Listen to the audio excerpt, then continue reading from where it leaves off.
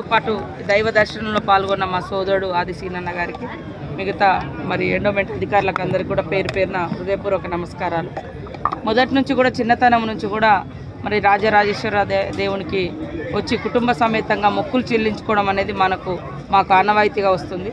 తెలంగాణ ప్రాంత ప్రజలందరూ కూడా ముఖ్యంగా మన వేములవాడ రాజన్నను మొక్కుకోవడము, మొక్కులు చెల్లించుకోవడము కుటుంబాల ఇలవేల్పులుగా భావిస్తూ ఉంటారు.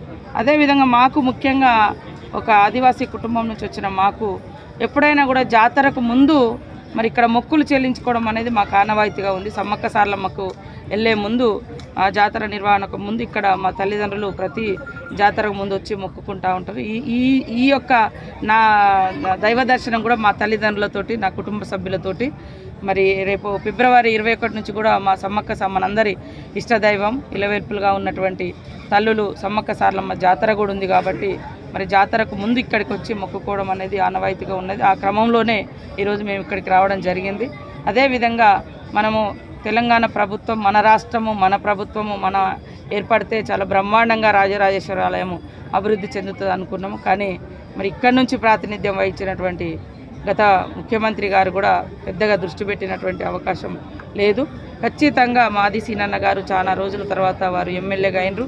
వారు కూడా ప్రత్యేకంగా తపన పడుతున్నారు. నాకు అనేక సార్లు కూడా మా దృష్టికి తీసుకొచ్చారు. తొందరలోనే సీఎం రేవంత్ రెడ్డి గారి ఆధ్వర్యంలో మీటింగ్ ఏర్పాటు చేసి ఈ యొక్క టెంపుల్కి సంబంధించినటువంటి, ఈ ప్రాంగణానికి సంబంధించినటువంటి అభివృద్ధి నిధులు, ఎందుకంటే మన పూర్వీకులు ఇచ్చినటువంటి గొప్ప విశ్వాసం కలిగినటువంటి దేవుడు మరి ఇక్కడ ఈ ప్రాంతంలో మనకు ఇటు రాజరాజేశ్వర ఆలయం, మనం ఎక్కడెక్కడో పోవడం కాకుండా మన ప్రాంత ప్రజలు, మన తాతలు ముత్తాతలు మొక్కుకుంటూ వచ్చినటువంటి గొప్ప దైవాన్ని మనం భవిష్యత్ తరాలకు కూడా అందించాల్సిన అవసరం ఉంది. ఖచ్చితంగా ఒక్కొక్క ప్రాంతంలో ఒక్కొక్క దేవుడు విశిష్టత ఉంటుంది. కానీ కొంతమంది ఏం చేస్తున్నారంటే ఈ దేవుణ్ణి మొక్కాలి, ఇదే చేయాలి, అట్లాంటిది కాదు కదా. ఇప్పుడు నేను పోతే ములుగు ప్రాంతంలో ప్రతి ఇంట్లో సమ్మక్క సారక్క ఉంటారు. ఇటు వస్తే ప్రతి ఇంట్లో ఉంటారు. రాష్ట్రం అంతా కూడా ఇక్కడ మొక్కుతారు, అటు వచ్చి మొక్కుతారు. కాబట్టి ఈ విధానాన్ని కొంతమంది ధ్వంసం చేసే ప్రయత్నం చేస్తున్నారు. అట్లా కాదు. మన ఇష్ట దైవాలు, మన పూర్వీకులు ఇచ్చినటువంటి దేవులు, వాళ్ళ ఆ యొక్క గొప్పతనాన్ని కూడా మనం కాపాడుకుంటూ ఈ ఆచారాలు సాంప్రదాయాలను కూడా భవిష్యత్ తరాలకు అందించే విధంగా ఈ యొక్క దేవుళ్ళ యొక్క గొప్పతనం, విశిష్టత భవిష్యత్ తరాలకు అందే విధంగా కూడా మరి అభివృద్ధి జరగాలి, చరిత్రను నిలపాల్సిన అవసరం ఉంది.